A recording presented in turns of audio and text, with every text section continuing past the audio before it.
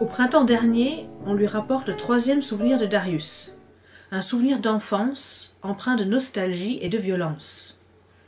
L'enfant possède un camion rouge, auquel il voue une véritable adoration. Il transporte partout et tout le temps ce jouet. Il le garde avec lui, à table, au bain, sous sa couette. Le véhicule roule près de son assiette, sur le carrelage du couloir, explore toutes les pièces de l'appartement. Il roule sur le matelas du petit garçon, et dehors, le long du mur qui va vers son école. Là-bas, il le gare prudemment à l'abri de son cartable. Après la classe, à la maison, il le ressort, sur le canapé du salon, entre les chaises de la cuisine, sous son lit, il conduit son camion.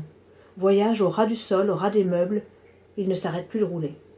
Cependant, l'enfant perd son camion, à l'occasion d'une promenade.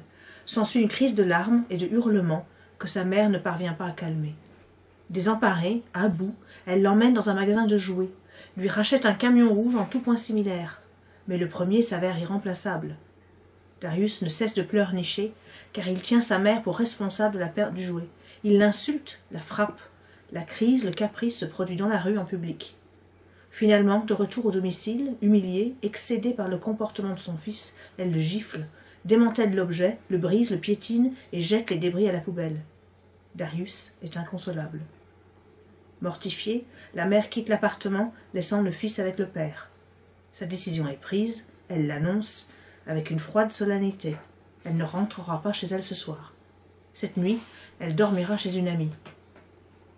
Le garçon est anéanti, même si le père s'évertue à consoler son fils en le câlinant, en le distrayant tant bien que mal, en lui lisant des histoires, en veillant patiemment l'enfant, qui ne trouve pas le sommeil, malgré son épuisement.